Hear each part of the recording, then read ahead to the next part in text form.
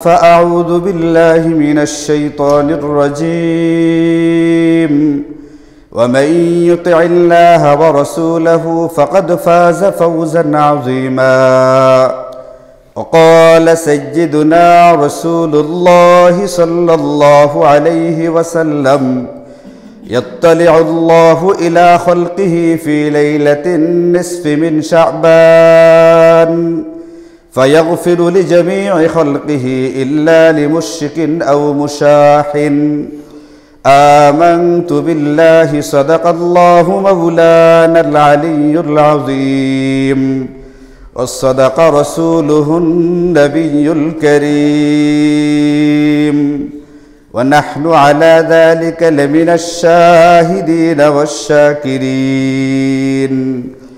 والحمد لله رب العالمين اللهم صل على محمد وعلى آل محمد كما صليت على إبراهيم وعلى آل إبراهيم إنك حميد مجيد اللهم بارك على محمد وعلى آل محمد كما باركت على إبراهيم وعلى آل إبراهيم إنك حميد مجيد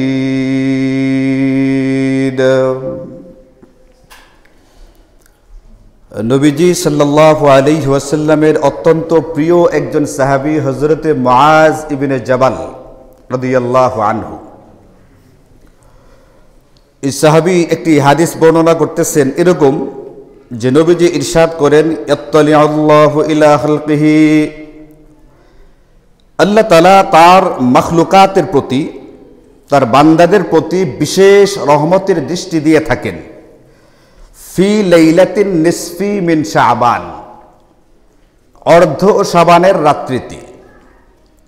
ফায়াগফিরু লিজামিই খালকিহি, এরপরে তিনি দুই প্রকার ব্যক্তি ব্যতীত অন্য আর সমস্ত মাখলুকাতের গুনাহগুলোকে মাফ করে দেন।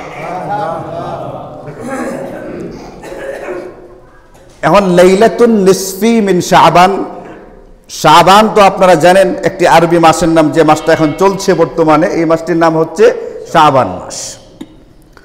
লাইলাতুন মানে রাত্রিবেলায়, নিস মানে অর্ধ, অর্থাৎ শাবান মাসের যে ঠিক মাঝখানের যে রাত্রিটা, এটাকে হাদিসের পরিভাষায় বলে লাইলাতুন নিসফি মিন শাবান, বা অর্ধ শাবানের রজনী বা মধ্য শাবানের রজনী, মধ্য শাবানের রাত্রি, যেটা হচ্ছে 14 তারিখ দিবাগত রাত্রিটাকে বলে লাইলাতুন নিসফি মিন শাবান।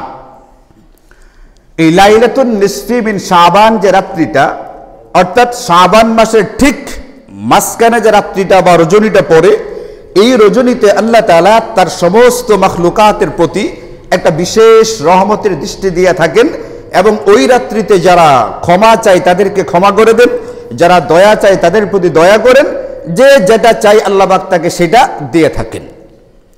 তবে দুই প্রকার ব্যক্তি ব্যতীত এই হাদিসে পাকের মধ্যে আছে। একটা হচ্ছে মুশরিক, যে নাকি কোনো শিরকি কার্যকলাপে লিপ্ত হয়, এবং দুই নম্বর হচ্ছে হিংসুক বা বিদ্বেষী ব্যক্তি। এখন লাইলাতুন নিসফি মিন শাবান যে শব্দটা হাদিসের মধ্যে আছে, এটার বাংলা বা উর্দু আমাদের যে ভারত উপমহাদেশে এটার যে বিকল্প শব্দ দাঁড়িয়েছে, যেটা আমাদের কাছে পরিচিত, এটাকে আমরা বলে থাকি শবে বরাত। এটাকে আমরা বলি শবে বরাত। সব শব্দটা ফার্সি একটা শব্দ, অর্থ হচ্ছে রাত্রি। ওই যে হাদিসের ভিতরে লাইলাতুনের যে অর্থ, এই সব মানে হচ্ছে রাত্রি। বরাত শব্দটা বরাত বললেও আসলে এটা আরবি শব্দ, মূলত উচ্চারণটা বারাআত। বারাআত মানে মুক্তি পাওয়া। তাহলে শবে বরাআত মানে হচ্ছে মুক্তির রাত্রি। এটা এমন একটা রাত্রি যে রাত্রিটা মুক্তির রাত্রি। কোত্থেকে মুক্তি পাবে একটু আগে আপনাদেরকে বলছি। কেউ যদি গুনাহ থেকে মুক্তি চায়, আল্লাহ তাকে গুনাহ থেকে মুক্ত করে দিবেন। কেউ যদি বিপদ আপদ থেকে মুক্তি চায়, আল্লাহ তাকে সেই বিপদ থেকে মুক্ত করে দিবেন। কেউ যদি আর্থিক সংকট থেকে মুক্তি চাই, আল্লাহ তাকে সেই সংকট থেকে তাকে মুক্ত করে দিবেন। অর্থাৎ যার যে জিনিসটা প্রয়োজন, যে যে জিনিসের ভিতরে আটকা আছে সেখান থেকে বের হইতে চাই, আল্লাহ পাক তাকে সেই ওই দূর অবস্থা থেকে মুক্ত করে দিবেন। এই জন্য এটাকে বলা হয় থেকে শবে বারাত, যদিও আমরা বলে থাকি শবে বরাত। এখন এই ক্ষেত্রে আমাদেরকে উলামায়ে কেরাম এটা বলেন যে আল্লাহ এবং তার রাসূলের পক্ষ থেকে যদি বিশেষ কোনো সময়কে অতি মর্যাদা দেওয়া হয়, ইসলামী শরিয়া এর পক্ষ থেকে যদি তার বিশেষ মর্যাদা ঘোষণা করা হয়, ওই ক্ষেত্রে সাধারণ মানুষদের জন্য, আমরা যারা মানব জাতি, আমাদের জন্য করণীয় হচ্ছে ওই বিশেষ সময়টাতে এমন এমন নেক কাজগুলো করতে থাকা যেগুলো করার দ্বারা আল্লাহ পাকের রহমত এবং বরকত আমাদের উপরে বর্ষিত হয়, এবং এমন এমন গুনাহ থেকে নিজেকে হেফাজত করা, নিজেকে বাঁচানো যে সমস্ত গুনাহের কারণে ওই বিশেষ সময়টার মধ্যেও ব্যক্তি আল্লাহ পাকের রহমত এবং বরকত থেকে বঞ্চিত হয়। এটা হচ্ছে আমাদের জন্য করণীয়, এমন এমন নেকির কাজগুলো করা যেগুলো করলে ওই সময়ে আল্লাহ পাকের রহমত এবং বরকত পাওয়া যাবে, এবং এমন গুনাহ থেকে নিজেকে হেফাজত করা যেগুলোর কারণে বান্দা ওই বিশেষ একটা অফার দেওয়ার পরেও, আল্লাহর রাসূলের পক্ষ থেকে একটা বিশেষ সুযোগ দেওয়ার পরেও সে আল্লাহ পাকের রহমত এবং বরকত থেকে বঞ্চিত হয়ে যায়। এই গুনাহগুলোকে সর্বতোভাবে বর্জন করা, এটা হচ্ছে আমাদের জন্য করণীয়। উলামায়ে কেরাম আমাদেরকে এই হাদিস থেকে এই কথাটা বলেছেন। এখন বান্দা যদি এই রাত্রিবেলায় আল্লাহ পাকের কাছে ক্ষমা চাই, বা যার যেটা চাওয়ার সেটা চাই, তবে নবীজির ঘোষণা হচ্ছে এটা, ফায়াগফিরু লিজামিই খালকিহি, আল্লাহ পাক সমস্ত মাখলুককে মাফ করে দিবেন, কোনো অসুবিধা নাই আল্লাহ পাকের জন্য। আল্লাহ পাকের এই পরিমাণ ক্ষমতা পাওয়ার আছে, তিনি দুনিয়ার সমস্ত মানুষকে, সমস্ত জিন্নাতকে মাফ করে দিলে এখানে কারো কোনো আপত্তি চলবে না। আপনি কেন তাদেরকে ক্ষমা করে দিলেন? আল্লাহ পাক চাইলে সবাইকে ক্ষমা করতে পারেন, আল্লাহ পাক সবাইকে ক্ষমা করে দিবেন। সুতরাং বোঝা গেল লাইলাতুন নিসফি মিন শাবান যে রাত্রিটা, অর্থাৎ আমাদের পরিচিত যেটা শবে বরাত হিসাবে, এই রাত্রিটাকে আমাদের গুরুত্ব দেওয়া উচিত। এটাকে অবহেলা, উদাসীনতার মাধ্যমে, এটাকে হেলাফেলা করে, এটাকে এড়িয়ে যাওয়া, এটাকে বাদ দেওয়ার সুযোগ আমাদের জন্য নেই। আম্মাজান হযরতে আয়েশা রাদিয়াল্লাহু আনহা তিনি আমাদেরকে হাদিস শোনাচ্ছেন, এটা যে একদিন রাত্রিবেলায় কোনো এক বছরের শবে বরাতের রাত্রি, যেটা লাইলাতুন নিসফি মিন শাবান, যেটা এই রাত্রিতে আমার ঘরে থাকার পালা আসলো নবীজির। তো আমি আর নবীজি একসাথে ঘুমাইলাম। হঠাৎ করে ঘুমের ভিতরে বুঝতে পারলাম যে না, নবীজি এখন আমার বিছানায় নেই, তিনি নামাজরত আছেন। তা আমি খেয়াল করতে থাকলাম, নবীজি নামাজ পড়তেছেন, লম্বা কেরাত পড়তেছেন, লম্বা রুকু করতেছেন, লম্বা সেজদা করতেছেন। তো রাত্রিবেলায় সেজদায় গিয়ে নবীজি এত লম্বা সেজদা করলেন, হাত্তা জানান্তু আন্নাহু কাদ কুবিদা লিতুলি সুজুদিহি, আমার কাছে মনে হইল এত দীর্ঘ সেজদা করবার কারণে না জানি নবীজির নামাজের ভিতরে ইন্তেকাল করে গেছেন। এত লম্বা সেজদাটা হয়েছে। একটা মানুষ আর একটা মানুষ মারা গেছে, লোকটা আর জীবিত নেই, এটা কখন ধারণা করতে পারে? একটু আধটু দেরি হইলে, নাকি যথেষ্ট পরিমাণে লম্বা হওয়ার কারণে? অনেক লম্বা করলেন। হযরত আয়েশার মনে যখন একটা এই ধরনের একটা ভয় কাজ করতে লাগলো, একটা আশঙ্কা যখন তার ভিতরে আসলো, তখন নবীজি সেজদারত অবস্থায়, তো নবীজির পায়ের আঙ্গুল ধরে হযরত আয়েশা একটু নাড়াচাড়া দিলেন, দেখি যে নবীজি নাড়াচাড়া দেন কিনা বা বুঝতে পারেন কিনা। তো হযরত আয়েশা নাড়া দেওয়ার পরে নবীজি আঙ্গুলটা নাড়ালেন। এতে করে আয়েশা রাদিয়াল্লাহু আনহা বুঝতে পারলেন যে না, নবীজি জীবিতই আছেন, তিনি নামাজ পড়তেছেন। তো আয়েশা তার মতো শুয়ে থাকলেন, নবীজি নামাজ পড়তে থাকলেন। লম্বা নামাজ শেষ করার পরে নবীজি আয়েশাকে বললেন, তুমি কি ভয় পাচ্ছিলে যে আমি তোমার হক নষ্ট করে ফেলতেছি? আয়েশা বললেন যে না হুজুর, আমার মনে হইল জানান্তু আন্নাকা কাদ কুবিস্তা লিতুলি সুজুদিক, আমার মনে হলো আপনি এত লম্বা সেজদা দিলেন যে না জানি আপনার ইন্তেকাল হয়ে গেছে। তো প্রিয় মানুষের প্রতি মানুষের একটু টান বা শঙ্কাটা সবসময় বেশি থাকে। আপনার ছেলে দেখবেন যে এখন আজকে ঢাকা যাচ্ছে, নেত্রকোনা থেকে ঢাকায় যাইতেছে, কোনো গন্ডগোল নাই দেশে, মনে করেন, এরপরও আপনার ভিতরে কাজ করবে ঠিকঠাক মতো গিয়ে পৌঁছলো কিনা, কোনো দুর্ঘটনা হলো কিনা, দেরি কেন হচ্ছে। রাস্তায় যে কয়বার ফোন করবেন আপনি নিজেও জানেন না, তাকে খোঁজ নেওয়ার জন্য এখন কোথায় আছো, কতটুকু গেছো, রাস্তায় কোনো সমস্যা আছে কিনা। তো প্রিয়জনদের প্রতি মানুষের টানটা যেরকম বেশি থাকে, একটু এদিক সেদিক গেলে ভয় বা আতঙ্কটাও বেশি কাজ করে। হযরত আয়েশা রাদিয়াল্লাহু আনহা এর মনে সেটাই কাজ করছিল। এটা নবীজিকে বললেন যে না, আমি মনে করলাম না জানি আপনার আবার কোনো দুর্ঘটনা ঘটে গেছে। তখন নবীজি বললেন, আতাদরিনা আইয়া লাইলাতিন হাদিহি, আয়েশা তুমি কি জানো আজকে রাত্রিটা কোন রাত্রি? হযরত আয়েশা রাদিয়াল্লাহু আনহা বললেন, আল্লাহু ওয়া রাসূলুহু আলাম, আল্লাহ এবং তার রাসূল ভালো জানেন। সাহাবায়ে কেরাম আদব দেখাইতেন। সাহাবায়ে কেরামের আদব ছিল এটা, যে যে বিষয় জানে না ওই বিষয়ে তারা মুখ খুলতেন না। যার যে বিষয়টা না সেই বিষয়ে তারা মুখ খুলতেন না, আল্লাহ এবং তার রাসূলের দিকেই সেটা সাপোর্ট করতেন, অর্পণ করে দিতেন। যে যে বিষয়ে পারদর্শী ওই বিষয়ের পারদর্শী ব্যক্তি সেই বিষয়ে কথা বলবে, অন্যদের এখানে নাক গলানোর এটা কোনো রকমের সুযোগ নেই। এটা অনধিকার চর্চা বলে গণ্য হবে ইসলামী শরীয়তেও, এবং আপনি সাধারণ দৃষ্টিতে দেখলেও এটা অনধিকার চর্চা বলে গণ্য করা হয়। তখন নবীজি বললেন যে হাদিহি লাইলাতুন নিসফি মিন শাবান, আয়েশা এটা হচ্ছে মধ্য শাবানের রজনী। আজকের এই রাত্রিতে তুমি জানো এর ফজিলত বা লাভটা কি? লাভটা হচ্ছে ইয়াত্তালি আল্লাহু আযজা ওয়া জাল্লা ইলা ইবাদিহি ফায়াগফিরু লিল মুস্তাগফিরিন ওয়া ইয়ারহামুল মুস্তারহিমিন। আল্লাহ তাআলা এই রাত্রিতে যারা ক্ষমা চায় তাদেরকে ক্ষমা করে দেন, যারা দয়া চায় তাদেরকে দয়া করেন, কিন্তু আল্লাহ তাআলা হিংসুক বা বিদ্বেষী লোকদেরকে তাদের আপন অবস্থায় রেখে দেন। ওই আখিরু আহলাল হিদ্দি কামাহুম, তাদেরকে ওই বিশেষ রাত্রিতে, যে রাত্রিটা ক্ষমার রাত্রি, মুক্তির রাত্রি, এমন বিশেষ সময়েও এদেরকে ক্ষমা করা হয় না। এটা হচ্ছে কারা? যারা হিংসুক বা বিদ্বেষী, অন্যের প্রতি হিংসা পোষণ করে, অন্যের প্রতি অযথা বিদ্বেষ পোষণ করে, এদেরকে এমন বিশেষ সময়েও ক্ষমা করা হয় না। এখান থেকে আমরা বুঝি শবে বারাআতের যে রাত্রিটা লাইলাতুন নিসফি মিন শাবান, যেটা এটাকে একেবারেই অবহেলা করা, উপেক্ষা করা, তুচ্ছ তাচ্ছিল্য করা, এটার কোনোভাবেই গুরুত্ব না দেওয়া, এটা কখনোই কোনো ক্রমেই উচিত না। আমাদের বর্তমান বিশ্বের অন্যতম প্রধান মুফতি আলেম আল্লামা তাকি উসমানী দামাত বারাকাতুহুম, তিনি বলেছেন, আরো একাধিক উলামায়ে কেরাম এই কথা বলেছেন, লাইলাতুন নিসফি মিন শাবান বা শবে বরাত সম্পর্কে কমপক্ষে 10 জন সাহাবী থেকে হাদিস বর্ণিত আছে। 10 জন সাহাবী থেকে, হযরত আয়েশা রাদিয়াল্লাহু আনহা, হযরত মুআজ ইবনে জাবাল, হযরত আবু হুরায়রার মতো বিখ্যাত 10 জন সাহাবী থেকে হাদিস বর্ণিত আছে। এই সবগুলো হাদিসকে মিলালে এটাকে দুর্বল অথবা এটাকে জাল, এটা আমল এর যোগ্য নয়, এই কথা বলে এড়িয়ে যাওয়ার কোনো সুযোগ আমাদের জন্য নেই। এই জন্য মেরে ভাইও, আমি আপনাদেরকে যে কথাটা বলতে যাচ্ছি সেটা হচ্ছে এইটা, আমাদের এই চলতি বছরের 1400 কত হিজরি, এটা আপনাদের জানা আছে? এটা 1446 মাশাআল্লাহ, আল্লাহ তাআলা কবুল করুক। 1446 হিজরি চলছে। এই হিজরির শাবান মাসের আজকে 14 তারিখ চলছে।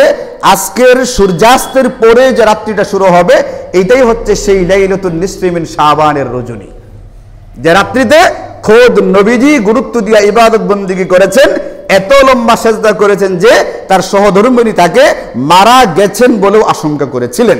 এই জন্য এই রাত্রিটা আমাদের গুরুত্ব দেওয়ার দরকার আছে না নাই? গুরুত্ব কিভাবে দেওয়া হবে? আমার আপনার মতো করে গুরুত্ব দিলে এটাকে শরীয়তে গুরুত্ব হিসাবে গ্রহণ করে না। শরীয়ত গুরুত্ব কিভাবে দিতে হবে, এটা শরীয়ত বলে দিবে। তার পথ এবং পদ্ধতিটা কি হবে, তার পন্থা এবং তরিকাটা কি হবে, এটাও শরীয়ত বলে দিবে। যে শরীয়ত এটাকে বিশেষ গুরুত্বপূর্ণ রাত্রি হিসেবে নির্ধারণ করেছে, ওই বিশেষ গুরুত্বের রাত্রিটাকে কিভাবে গুরুত্ব দেওয়া হবে এটাও নির্ধারণ করে দিবে ইসলামী শরিয়া। এটা যে যার মতো করে পালন করলে হবে না। যে যার মতো করে পালন করতে গিয়ে অসুবিধা হয়েছে, এটাকে অতিমাত্রায় গুরুত্ব দেওয়ার কারণে বা ভিন্ন পদ্ধতিতে এটাকে উদযাপন করবার কারণে এই সমাজে বর্তমানে একদল লোক বের হয়ে গেছে এই পৃথিবীতে, যারা গোটা শবে বরাতটাকেই অস্বীকার করে বসছে। অস্বীকার করার কথা তো মাথা ব্যথাকে, মাথাটাকে না। মাথা ব্যথা হলে দূর করার চেষ্টা করবে কোন জিনিসটাকে, নাকি পুরা মাথাটাই বাদ দিয়ে দিবে? এই লোকেরা পুরা মাথাই বাদ দিয়ে দিচ্ছে। যেহেতু মাথা ব্যথা হয়েছে, এই জিনিস রাখার দরকার নেই, আস্তে করে সমান করে গলার ভিতরে কেটে ওটাকে ফালাই দেয়। তো এটাকে ফালাই দিলে মানুষ আর মানুষ থাকবে? এখন শবে বরাতকে কেন্দ্র করে নিজ নিজ পদ্ধতি, নিজ নিজ তরিকায় কিছু মানুষ আমল করবার কারণে, এটাকে উদযাপনের নতুন নতুন পদ্ধতি আবিষ্কার করবার কারণে একদল মানুষ এটাকে সম্পূর্ণ অস্বীকার করে বসে।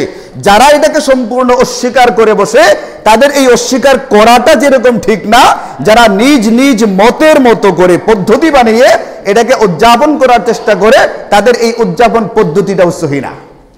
এই জন্য একেবারে বাদও দেওয়া যাবে না, আবার নিজের মতো করে পালনও করা যাবে না। ইসলামী শরীয়ত যেহেতু এটাকে গুরুত্ব দিয়েছে এবং এই সম্পর্কে 10 জন সাহাবী থেকে হাদিস পাওয়া যায়, এটাকে গুরুত্ব দিতে হবে। এবং কিভাবে দিতে হবে এই ব্যাপারে সুনানু ইবনে মাজা শরীফ নামে একটি হাদিসের কিতাব আছে, এই কিতাবের ভিতরে একটা হাদিস আমরা পাই। এই হাদিসটা দেখলে এবং আগে যে দুইটা হাদিস আপনাদেরকে বললাম, এই দুইটা হাদিস থেকেও কিন্তু আমরা আমাদের করণীয়গুলো খুঁজে নিতে পারি। যেমন ধরেন প্রথম যে হাদিসটা বললাম, আপনারা খেয়াল করবেন, আপনারাই দেখবেন যে এখানে কি করতে বলা আছে আমাদেরকে। প্রথম হাদিসটার ভিতরে আছে নবীজি বলতেছেন একেবারে সহিহ হাদিস, এমনকি যারা শবে বরাতকে অস্বীকার করে আহলে হাদিস ভাইয়ারা, তারা যাদেরকে ইমাম মানে, এর ভিতরে একজন শায়েখ নাসিরউদ্দিন আলবানী, এই শায়েখ নাসিরউদ্দিন আলবানীও বলছেন এই হাদিসটা সহিহ হাদিস। যারা অস্বীকার করে তাদের ইমাম আলবানী রাহিমাহুল্লাহ তিনিও বলছেন এটা সহিহ হাদিস। এটা ইমাম ইবনে হিব্বান, এটা তার কিতাবুস সহিহ হাদিসের একটা কিতাব আছে, কিতাবুস সহিহ নাম ওই কিতাবে এনেছেন। কিতাবটাই হলো সহিহ হাদিসের কিতাব, এখানে অন্য কোনো হাদিস জমাই করা হয়নি। যেমন বুখারী শরীফ সহিহ হাদিসের কিতাব, এখানে অন্য কোনো হাদিস নেওয়া হয়নি, ওইটাও একটা সহিহ হাদিসের কিতাব, ওটার ভিতরে হাদিসটা আছে। হযরতে মুআয ইবনে জাবাল বলতেছেন, খেয়াল করবেন এখান থেকে শিক্ষাটা কি আপনারা খুঁজে বের করবেন, আমি আপনাদেরকে বলে দিচ্ছি হাদিসটা। নবীজি বলতেছেন আল্লাহ তাআলা এই শবে বরাতের রাত্রিতে মাখলুকাতের দিকে বিশেষ দৃষ্টি দিয়া থাকেন, এরপরে তিনি তাদেরকে ক্ষমা করে দেন। এখন বলেন তাহলে আমাদের এই রাত্রিতে কি করা উচিত? ক্ষমা চাওয়া উচিত, যেহেতু আল্লাহ পাক ক্ষমা করে দিবেন এই জন্য আমার ক্ষমা চেয়ে নেওয়া উচিত। এটা একটা করণীয় আমরা খুঁজে পেলাম যে আল্লাহ পাকের কাছে ক্ষমা চাইতে হবে। 2 নম্বর করণীয়টা আপনি খুঁজে বের করেন, ইল্লা লিমুশরিকিন আও মুশাহিন, তবে আল্লাহ তাআলা মুশরিক এবং হিংসুক ব্যক্তিকে ক্ষমা করেন না। এখান থেকে আমাদের কি করণীয় আছে? হ্যাঁ, হিংসা এবং শিরিক থেকে আমাদের বাঁচতে হবে। এই দুইটা কাজ আমাদের করা যাবে না। মাশাআল্লাহ, আপনারাই বুঝতেছেন হাদিস থেকে শিক্ষাগুলো কেমনে বের করে নিতে হয়। ইমাম বুখারী এইটাই তার কিতাবের মাধ্যমে শিখিয়েছেন উম্মাহকে। হাদিস তোমাকে বলে দেওয়া হলো, সহিহ হাদিসগুলো তোমাকে দেখিয়ে দেওয়া হলো, এখন তুমি তোমার খোরাক এখান থেকে বের করে নাও। এটা ইমাম বুখারী আমাদেরকে শিখিয়েছেন। তাহলে এই হাদিস থেকে আমরা দুটো জিনিস পেলাম, একটা হচ্ছে এই রাত্রিতে আল্লাহ পাকের কাছে ক্ষমা চাইতে হবে। 2 নম্বর আমরা যে জিনিসটা পেলাম, শিরিক এবং হিংসা বিদ্বেষের অপরাধ থেকে আমাদের নিজেদেরকে হেফাজত করতে হবে। 2 নম্বর হাদিসটার ভিতরে আছে, আপনি দেখেন, যারা হযরত আয়েশার লম্বা হাদিস, তিনি বলতেছেন আমি নবীজিকে দেখলাম যে নবীজি নামাজ পড়তেছেন, নামাজ পড়তে গিয়া এত লম্বা সেজদা করলেন যে আমার ধারণা হলো নবীজি ইন্তেকাল করে গেছেন। এখান থেকে আমরা কি খুঁজে পাই বলেন? 2টা জিনিস খুঁজে পাইছি। একটা হলো নবীজি নামাজ পড়তেছিলেন, সেজদা তো নামাজে গিয়া হয়, এখান থেকে একটা শিক্ষা পাইলাম যে নবীজি নামাজ পড়ছেন, সুতরাং এই রাত্রিতে আমাদের অধিক পরিমাণে নফল নামাজ পড়া দরকার। 2 নম্বর যে শিক্ষাটা, লিতুলি সুজুদিক, নবীজির সেজদাটা অনেক লম্বা হয়েছিল, তাহলে আমাদের নামাজ খুব সংখ্যায় বেশি হবে নাকি সংখ্যায় কম হলেও নামাজের রুকু সেজদাগুলো লম্বা লম্বা দিয়ে কম করলেও হবে? এখান থেকে কোনটা পাই আমরা? এখান থেকে আমরা যে জিনিসটা খুঁজে পেয়েছি, এখানে কোয়ান্টিটি নয় বরং কোয়ালিটি। এখানে সংখ্যার দিক বিবেচনা করা হবে না, গুণগত মানের দিক থেকে বিবেচনা করতে হবে। এই দিন আমরা নামাজ যে পড়ব, 2 নম্বর বিষয় হলো নামাজটা একটু লম্বা চওড়া করতে হবে। কেমনে লম্বা করবেন? যারা হাফেজ লম্বা লম্বা সূরা পড়বে, যারা হাফেজ না তারা রুকু দিকে তাসবিহ 3 বারের জায়গায় 300 বার পড়ে ফেলবে, সেজদায় গিয়ে তাসবিহ 5 বারের জায়গায় 500 বার পড়বে, যাতে করে পাশের মুসল্লি মনে করে আপনার কোনো দুর্ঘটনা ঘটছে। আর আপনি যদি 3 বার তাসবিহ পড়ার পরে উঠে পড়েন, পাশের মুসল্লি মনে করবে আপনার দুর্ঘটনা ঘটছে। দুর্ঘটনা ঘটছে কখন মনে হবে? 5 বারের জায়গায় কতবার পড়তে হবে? 500 বার পড়তে হবে, 300 বার পড়তে হবে। অর্থাৎ আপনি আপনার নামাজটাকে লম্বা করতে গিয়া আপনি রুকুর ভিতরে তাসবিহ বেশি পরিমাণে পড়বেন, আপনি আপনার নামাজকে লম্বা করতে গিয়ে সেজদার ভিতরে তাসবিহ বেশি বেশি পরিমাণে পড়বেন, আপনি আপনার নামাজটাকে লম্বা করতে গিয়ে শেষ বৈঠকে দোয়ায়ে মাসুরা যতগুলো আপনার জানা আছে কোরআন হাদিসের সবগুলো আপনি পড়ে ফেলতে পারেন। দুরূদ শরীফের পর আমরা একটা দোয়া পড়ি না, এটাকে বলে দোয়ায়ে মাসুরা। দোয়ায়ে মাসুরা খালি একটা সুনির্দিষ্ট না, দোয়ায়ে মাসুরা মানে যে দোয়াটা হাদিসে বর্ণিত আছে। মানে আমরা যারা পড়ি আল্লাহুম্মা ইন্নী যালামতু নাফসি, এটাও হাদিসে বর্ণিত আছে। এটা ছাড়াও আরো বহু দোয়া হাদিসে বর্ণিত আছে, কোরআনে বর্ণিত আছে। আপনি ওই দোয়াগুলো বেশি পরিমাণে পড়তে পারেন, এতে করে নামাজটা কি হবে? একটু দীর্ঘ হবে। এই দীর্ঘ হওয়াটা এই রাত্রিতে পছন্দনীয় বিষয়, সংখ্যাই বেশি হওয়াটা এটাকে এতটা পছন্দ করা হয়নি। এবং এটা শুধুমাত্র রাত্রিবেলায় না, এটা সব সময়ের জন্য। আমার আমলটা সংখ্যার দিক থেকে কতটুকু হলো, এটার চেয়ে আল্লাহ পাকের কাছে গুণগত মানটা কি হবে, এটা বেশি আল্লাহ পাকের কাছে লক্ষণীয়। এই জন্য আমরা বুখারী শরীফের সর্বশেষ হাদিসটা, আপনারা যারা বিভিন্ন বুখারী শরীফের খতমের অনুষ্ঠানে গেছেন, ওইখানে শুনছেন আমাদের আমল নামাগুলোকে কাল কিয়ামতের ময়দানে কে কয়টা আমল করেছে এটা কি একটা একটা করে গুণা হবে, না ওজনদার দেখা হবে কতটুকু ওজনদার হয়েছে? হ্যাঁ, ওজন দেখা হবে। ওজন বাড়ে সংখ্যায় না, ওজন বাড়ে গুণগত দিকটার কারণে। এই জন্য মেরে ভাই, এই হাদিস থেকে আমরা পেলাম যে এই রাত্রিতে নবীজি নামাজ পড়েছেন, সুতরাং নামাজ পড়া যেতে পারে।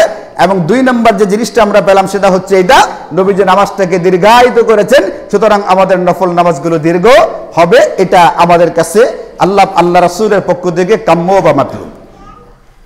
তাহলে শিক্ষাগুলো কিন্তু আপনারা খুঁজে বের করতেছেন, মাশাআল্লাহ।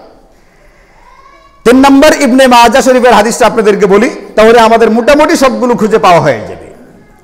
নবীজি বলেছেন যে ইদা কানাত লাইলাতুন নিসফি মিন শাবান, যখন নাকি লাইলাতুন নিসফি মিন শাবান আসবে, অর্থাৎ মধ্য শাবানের রজনী যখন আসবে, তখন কুমু লাইলাহা, তোমরা রাত্রিবেলায় কিয়াম করো। রাত্রিবেলায় কিয়াম করো মানে কি, এটা আপনাদের জানা আছে? কিয়াম করো মানে কি না, এটা প্রতি বছরই বলা হয়েছে, সুতরাং জানা থাকার কথা আর কি। হ্যাঁ, না না বলতে হবে ডাক্তার সাহেব, কিয়াম মানে কি? কিয়ামুল লাইল, রাত্রি জাগরণ করা। মাশাআল্লাহ, রাত্রি জাগরণটা করতে হবে ইবাদত বন্দিগির মধ্য দিয়া। রাত্রি জাগরণ করতে হবে ইবাদত বন্দিগির মধ্য দিয়া। এখন কিয়ামুল লাইল মানে হচ্ছে শাব্দিক অর্থ দ্বারায় রাত্রিবেলায় দাঁড়িয়ে দাঁড়িয়ে নামাজ পড়া। এটার হুবহু শাব্দিক অর্থ বললে হচ্ছে রাত্রিবেলায় দাঁড়িয়ে দাঁড়িয়ে নামাজ পড়া, কিন্তু উলামায়ে কেরাম বলেছেন তার অর্থের ভিতরে ব্যাপকতা আছে। সুতরাং রাত্রি জাগরণটা নামাজের মাধ্যমে হতে পারে, জিকিরের মাধ্যমে হতে পারে, কুরআনী কারীমের তেলাওয়াতের মাধ্যমে হতে পারে, ইস্তিগফারের মাধ্যমে হতে পারে, দুরূদ শরীফ পড়ার মাধ্যমেও হতে পারে। যে কোনো ভাবে আপনি যে কোনো নফল ইবাদত দিয়া রাত্রিটা জাগরণ করবেন যতটুকু পারেন সামর্থ্য অনুযায়ী। এটা হচ্ছে কুমু লাইলাহা, নবীজি আমাদেরকে বলেছেন যখন শবে বরাতের রাত্রি আসবে তোমরা এটা করো। তাহলে 1 নম্বর করণীয় আমরা এই হাদিস থেকে পেলাম, রাত্রিবেলায় যার যার মতো করে যে কোনো নফল ইবাদত বন্দেগী করতে পারে। 2 নম্বর, ওয়াসুমু নাহারা, পরের দিন রোজা রাখো। পরের দিন রোজা রাখো, এটাও কি মানে বুঝাই বলে দিতে হবে জিনিসটা কি? এটা রোজা রাখা মানে তো আমরা জানাই আছে আলহামদুলিল্লাহ। আমি গতকালকেও জেনেছি, আমি আপনাদেরকে গত সপ্তাহে বলেছিলাম, ঠিক একটা রোজা রাখতে গেলে যেহেতু কিছু মানুষ আপত্তি করে একটা না রেখে 3টা রাখেন, তাহলে আর আপত্তির সুযোগ নেই। আমি গতকালকেও লক্ষ্য করে যে দেখেছি আলহামদুলিল্লাহ, এই মহল্লার বেশ কিছু মানুষ গতকালকেও রোজা রেখেছেন, আজকেও রেখেছেন, আগামীকালকে তো রাখবেনই আলহামদুলিল্লাহ। আল্লাহ তাআলা তাদেরকে পরিপূর্ণ বদলা এবং বিনিময় দান করুন। আমরা যারা পারছি না, যাদের দ্বারা হয়ে উঠছে না, আমাদেরকেও আল্লাহ তাআলা তৌফিক দান করুন। তো পরের দিন রোজা রাখো, নবীজি বলতেন সুমু নাহারাহা, রোজা রাখো। তাহলে 2 নম্বর করণীয় পেয়ে গেলাম। এরপরে নবীজি বলতেছেন কেন রাত্রি জাগরণ করবা এবং রোজা রাখবা, কারণ বর্ণনা করতে গিয়ে বলেন ইন্নাল্লাহ তাআলা ইয়ানজুলু ফিহা লিগুরুবিশ শামসি ইলা সামাঈদ দুনিয়া, আল্লাহ তাআলা এই দিন সূর্যাস্তের পরে না আসার পরে, হাদিস কোনটা বলতেছে? লিগুরুবিশ শামসি, সূর্যাস্তের পরে। সূর্য ডুবে আসার পরে না বেতরের পরে? মাগরিবের আগে, কারণ ডুবার আগে তো মাগরিবের নামাজ পড়লে জায়েজই হবে না। মাগরিবের পরে ডুবলে তো মাগরিবের নামাজই আমরা পড়তে পারবো না। মাগরিবের আগে, মাগরিবের নামাজ পড়ি আমরা সূর্য ডুবার পরে। এখন আল্লাহ তাআলা সূর্যাস্তের সঙ্গে সঙ্গে ইলা সামাঈদ দুনিয়া, দুনিয়া শব্দটা তো শুনছেন আপনারা, এটা হাদিসের শব্দ, দুনিয়ার আকাশে নেমে আসেন। আল্লাহ পাক প্রথম আকাশে কি আর দুনিয়ার আকাশে কি, এটা এমন কতগুলো বিষয় যেগুলোর ব্যাখ্যা আমাদের জানা নিষেধ। এটা হাদিসের ভিতরে আছে, আল্লাহ পাক দুনিয়ার আসমানে নেমে আসেন, এটার পুরাপুরি রূপটা কি এটা আমাদের জানা দরকার নেই। ওলামায়ে কেরাম আমাদেরকে এটা বলেছেন, শুরুর যে হাদিসটা ওখানে যেরকম ছিল, আল্লাহ পাক বিশেষ রহমতের দৃষ্টি দিয়ে থাকেন, আল্লাহ পাক প্রথম আসমানে নেমে আসেন মানে হলো এই দিন আল্লাহ পাক অতি গুরুত্ব দিয়া বান্দার প্রতি বিশেষ রহমতের দৃষ্টি দিয়ে থাকেন। বাস এটা মানে আল্লাহ পাকের নেমে আসা, উপরে উঠে যাওয়া, এগুলো কোনো ব্যাপার না। কারণ আল্লাহ পাক কোনো কিছুর ভিতরে সীমিত বা সীমাবদ্ধ নন, আল্লাহ তাআলা সীমিত কোনো সত্তা নন। এই জন্য আমরা বলি অসীম, বুঝি না যে আল্লাহ তাআলা রহমত অসীম। তা আল্লাহ পাকের রহমত যদি অসীম হয়, আল্লাহ তো এর চেয়ে কি, এর চেয়ে বেশি অসীম। কাজে নেমে আসা মানে বিশেষ রহমতের দৃষ্টি দেওয়া সূর্যাস্তের পরে। এরপরে শোনো, নবীজি বলেন যে আল্লাহ এখানে আইসা কি করেন, ডাক দেন, আলা আমি মুস্তাগফির, এই দুনিয়াতে কোনো অপরাধী অপরাধ করেছো, আমার কাছে কি ক্ষমা চাইবা কিনা? যদি ক্ষমা চাও তাহলে আমি তোমাকে ক্ষমা করে দিব। এমন কেউ দুনিয়াতে আসু কিনা যার রিজিকের সংকট, অর্থের সংকট, যদি এমন কেউ থেকে থাকো তাহলে আমার কাছে অর্থের তুমি এসে চাও, এটাকে কি বলে, সচ্ছলতা চাও, আমি তোমাকে সচ্ছলতা দেয়া দিব। এরপরে তোমাদের কেউ যদি রোগ অসুখ সুখ বিসুখে থাকে আমার কাছে বলো, আমি সংকট দূর করে, মানে যার যা লাগে, আলা কাজা হাত্তা ইয়াতলু আল ফাজরু, নবীজি বলেন এইভাবে একটা একটা বিষয় ধরে ধরে আল্লাহ পাক ডেকে বলতে থাকেন, কার কোন জিনিসটা দরকার আমাকে বলো, আমি দিয়া দিব। এইভাবে চলে কোন পর্যন্ত? তুলু আয় ফজর, মানে ফজরের ওয়াক্ত শুরু হওয়ার আগ পর্যন্ত, মানে তাহাজ্জুদ নামাজের যে সময়টা এটার শেষ পর্যন্ত আল্লাহ পাক এইভাবে ডাকতে থাকেন, বলতে থাকেন। আচ্ছা বলেন, আমরা 1 নাম্বার এই হাদিস থেকে পেয়েছিলাম নামাজ পড়া, 2 নাম্বার পেয়েছিলাম রোজা রাখা, আর 3 নাম্বারটা কি পাইলাম এখানে? 3 নাম্বারটা কি পাইলাম? যার যা দরকার আল্লাহ পাকের কাছ থেকে চেয়ে নেওয়া, নাকি মাখলুকের কাছে? মানুষের কাছে চাইলে মানুষ দিবে দূরের কথা, যাদের দেওয়ার মতো ক্ষমতা আছে বলে আমরা বিশ্বাস করি, এরা নিজেরাই অনেক সময় কি থাকে, অসহায়ত্বের জালে আটকা থেকে তারা কোত্থেকে দিবে। হসপিটালে আপনাকে যে নার্স ইনজেকশন দেয়, ওই নার্স নিজেই বলে, হুজুর একটু দোয়া করবেন, শরীরটা খুব খারাপ যাচ্ছে, অথচ সে আমারে কি করতেছে, ইনজেকশন পুশ করতেছে। একবার ময়মনসিংহ মেডিকেলে ভর্তি ছিলাম রমজান মাসে, আমার ইনজেকশন পুশ করে আর আমার কাছে কি চায়, দোয়া চাই। আমি মনে করছি সে আমার ইনজেকশন দিয়ে ভালো করবে, ওই বেটি নিজেই আমার কাছে কি চাইতেছে, দোয়া চাইতেছে। কাজে উপরে দেখতেছি ভালো, ভিতরের খবর কে জানেন, আল্লাহ জানেন, আর যার সঙ্গে ঘটছে সে সেটা জানে। এই জন্য আমি আপনি একজনকে খুব ভালো মনে করে ওয়াহেতুক হিংসা করবার কোনো প্রয়োজনীয়তা নাই। আমি যাকে যে জিনিসটা দিয়া হিংসা করতেছি, মনে করতেছি সে ডাক্তার, সে নার্স, সে এটা সে ওটা, তার তো মনে হয় কোনো অসুখ বিসুখ হয় না, অথচ সে নিজে এমন হতে পারে আমার চেয়ে বেশি জটিল রোগে কি হয়ে আছে, আক্রান্ত হয়ে আছে। আরেকবার গেছি নেত্রকোনা এক ডাক্তারে, প্রচন্ড কাশি ডাক্তারের কাছে গেছে মাগরিবের নামাজের পরে, সিরিয়াল পেয়েছি মাগরিবের পরে। আর মাগরিবের পর যখন আমি ঢুকছি, মানে আমার কথা মাত্র শুরু হয়েছে, এই সময় সহকারীকে বলাই, বাটা তাড়াতাড়ি পানি, আমার ওষুধ খাওয়ার সময় হয়েছে না, পকেট থেকে ওষুধ বাইর করে পরে কি করে ওষুধ খায় কে? ডাক্তার। কেন ওষুধ খাবে? ডাক্তারের ওষুধ হয়? আরে হয় না, হয় না তো বুঝতেছেন না, মেডিসিন কই নিয়ে ঘুরতেছে। আপনার পকেটে মেডিসিন আছে, আপনাদের কারো পকেটে? আমার পকেটে কিন্তু মেডিসিন নেই, আর ওই লোকের পকেটে করে কি করতে হয়, ওষুধ নিয়ে ঘুরতে হয়। এই জন্য দুনিয়ার মানুষের কাছে চাই লাভ নেই, চাইতে হবে কার কাছে? মেরে ভাইও, আমরা এই রাত্রিটাকে, আমাদের কথার 1 নম্বর বিষয় হচ্ছে এটাকে একেবারে অবহেলা করবার সুযোগ নেই, যতটুকু পারা যায় গুরুত্ব দিতে হবে। 2 নম্বর কথা হচ্ছে, গুরুত্ব দেওয়া শুরু হবে কোন সময় থেকে? এশার নামাজের পরে একটা বয়ান হবে আধা ঘন্টা, বয়ানের পরে একটা দোয়া হবে, দোয়ার পরে জিলাপি বিতরণ করা হবে, এরপর থেকে ইনশাল্লাহ আমরা গুরুত্ব দেওয়া শুরু করব। এটাই তো? তাহলে কোন সময় থেকে?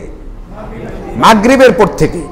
আপনি মাগরিবের সময় প্রস্তুতি মসজিদে আসবেন ইনশাল্লাহ। আমি প্রতি বছর দেখেছি মাগরিবের নামাজের পরে মাত্র 2-3 জন মুসল্লি থাকে, বাকিরা থাকে না। এশার নামাজের পরে জমা হয়, কেন আসার পরে জমা হবেন? আল্লাহ মিয়া ডাকতেছেন কোন সময় থেকে?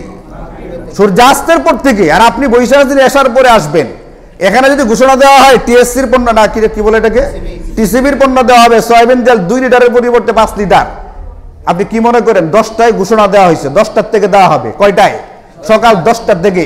আপনি কি মনে করেন লাইনটা 12টায় শুরু হবে? আরে ফজরের আগের থেকে। কি এর ফজরের পরে? আমি দেখছি 8টার জন্য লাইন করে ফজরের পরে। তা 5 কেজি সয়াবিন যদি তেল দেয়, সামনে রমজান আসতেছে, এটা মধ্যরাত্রে থেকে এখানে কি শুরু হবে? মধ্য রজনী থেকে লাইন দেওয়া শুরু হবে। 5 লিটার তেলের জন্য যদি ঘোষণার পরে আমি এত আগের থেকে দাঁড়াইতে পারি, আল্লাহ পাক আমাকে ডাকছেন, প্রত্যেকে এটা মনে করবেন যে আমাকেই ডাকছেন আল্লাহ তাআলা। আমরা এখানে যারা আছে, আমাদের কারোই কি এমন কিছু নাই যে আল্লাহর কাছে চাওয়ার মতো?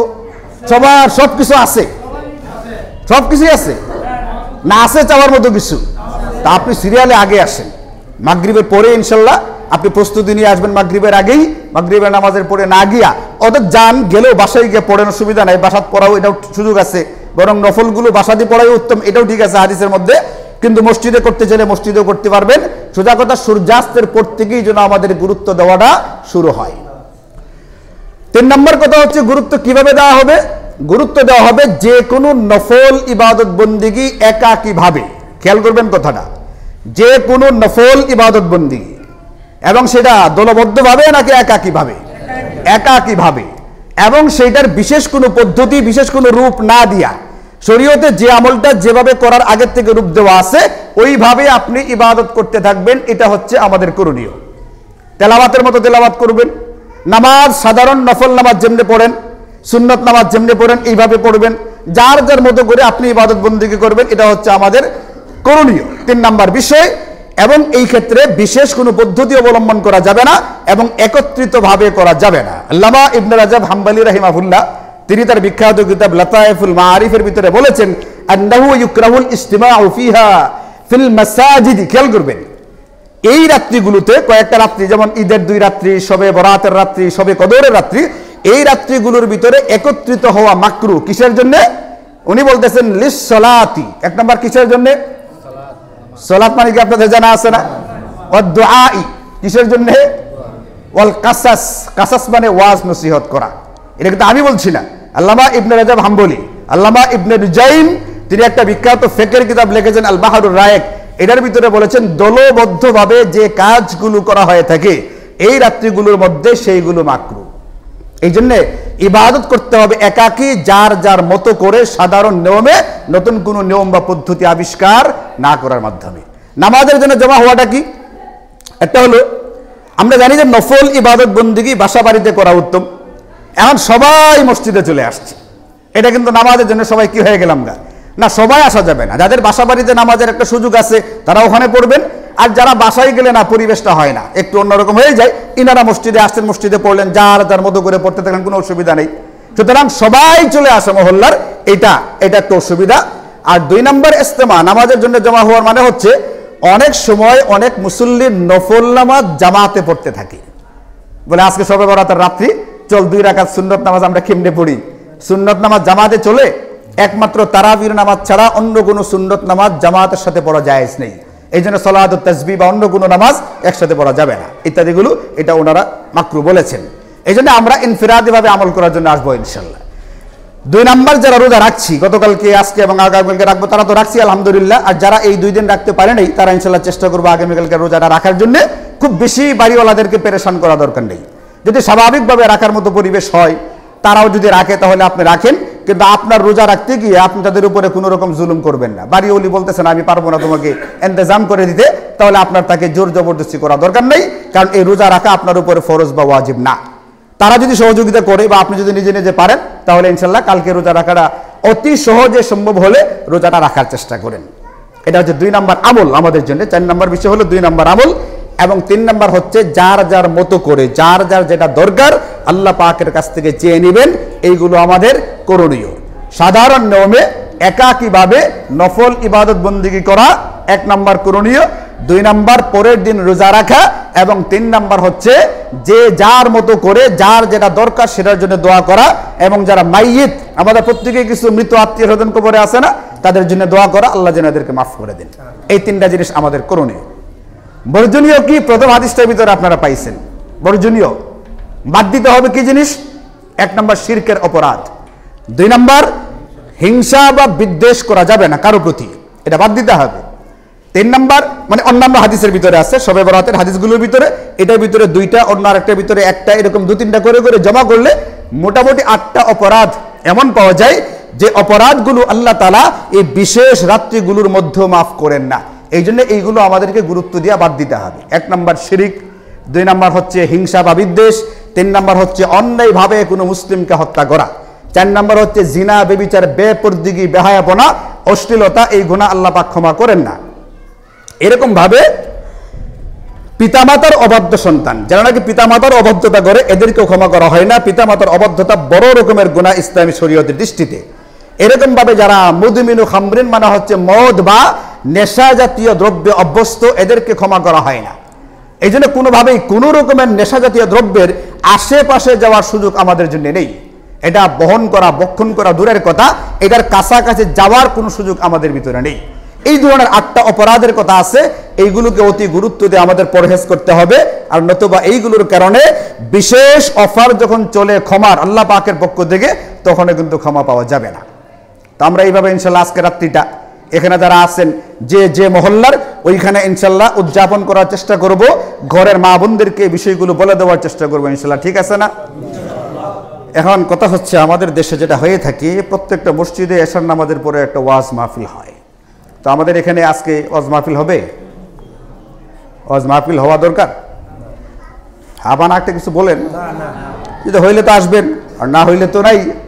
ওই যে একটু আগে বললাম যে বল কাসাস, তো এশার নামাজের পরে যেটা হয়, আর বড় আমাদের প্রতি বছরে 5-10 মিনিট বলতেই হয়। এমন কিছু মুসল্লি আসে যারা এখন নাই, তারা আসবেই হচ্ছে কোন সময়? ওই রাত্রিবেলায়। তো এটা তাদের জন্য শুধু বলতে হয় অল্প অল্প কয়েক মিনিটে কয়েকটা বিষয় তারা কি করবে, যারা এখানে ছিল না তাদের জন্য। আপনারা তো জেনেই গেছেন আমাদের করণীয়টা কি। আপনাদেরকে নতুন করে এই কথাগুলো আবার এশার নামাজের পরে বলার কোনো দরকার আসলে কিন্তু নেই। এই জন্য আমরা ইনশাআল্লাহ মাগরিবের পর থেকে যারা এখন আছি তারা তাদের মতো করে যে যেখানে থাকবো গুরুত্ব দেওয়ার চেষ্টা করব। আর যারা এখন নাই তারা যদি জমা হয়ে যায়, হয়তোবা তাদের উদ্দেশ্যে অল্প কিছু কথা কি করা হবে, বলা হবে। আল্লাহ পাকের তৌফিক হলে আল্লাহ তাআলা আমাদের সকলকে সহি বিষয়গুলো বুঝার এবং সেইভাবে আমল করার তৌফিক দান করুন।